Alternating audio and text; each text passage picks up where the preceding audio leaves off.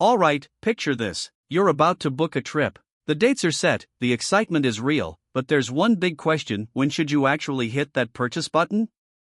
Knowing the right time to book is one of the simplest ways to save hundreds of dollars on flights. Airlines constantly adjust fares, and what you pay could be completely different from the person sitting next to you. Today, we're breaking down the research so you'll know exactly when to book domestic flights, international trips, holiday travel, and even premium cabins. We'll also uncover whether booking on certain days really matters, plus the tools and tricks that can guarantee you the best price. Buckle up, this guide could save your serious money on your next adventure. The best time to book domestic flights. For flights within country, you don't need to plan a year in advance. In fact, booking too early can actually cost you more. The sweet spot is usually 1 to 3 months before departure, with prices tending to bottom out around 38 days before takeoff. That's about 5 to 7 weeks out. Imagine this: you see a flight 6 months before your trip and it's $350. You panic and book it. But 2 months before departure, the same flight drops to $220. That's the difference timing makes. Book too early, and you're paying before airlines release their most competitive fares. Wait too long, especially inside 2 weeks, and prices can spike dramatically as business travelers and last-minute bookers scramble for seats. So, whether it's a weekend getaway or a visit to family, aim to book in that 1 to 3 month window. When to book international flights. Long-haul trips require more planning. For most international routes, the cheapest prices appear 3 to 6 months before departure, with around 100 days out being the sweet spot. Europe, summer is peak season, so start looking 3 to 4 months in advance. For fall or winter trips, you can get away with booking closer in. Asia and Australia, give yourself more lead time. 5 to 7 months is often where the biggest savings appear. South America and Africa, around 3 to 5 months out usually delivers the lowest fares. But avoid jumping the gun. Booking 10 or 11 months out usually means you're seeing inflated fares before airlines adjust to real demand. On the flip side, waiting until the last month for an international trip almost guarantees you'll overpay. Timing holiday flights. Holidays are their own beast. Seats are limited, demand is high, and airlines know people will pay more to be home for the season. That means holiday flights rarely drop the closer you get. Thanksgiving, the sweet spot is 3 to 8 weeks ahead. By early October, you should have your ticket locked in.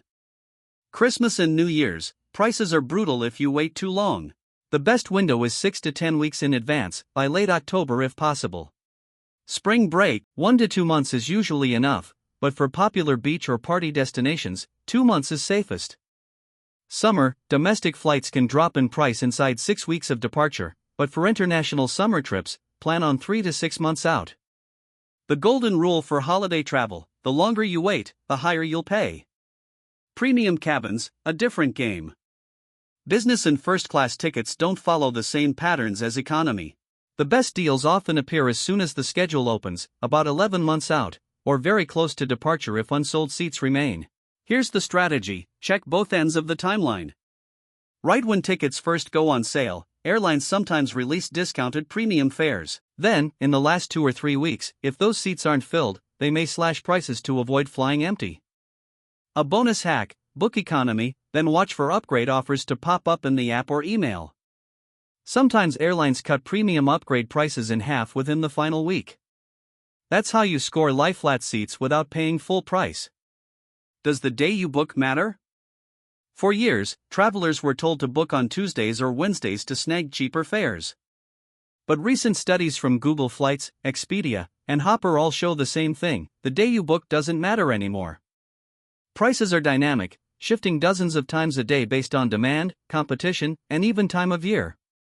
What does make a difference is the day you fly. Departing on a Tuesday or Wednesday is usually cheaper, while Fridays and Sundays are the most expensive since everyone wants those slots.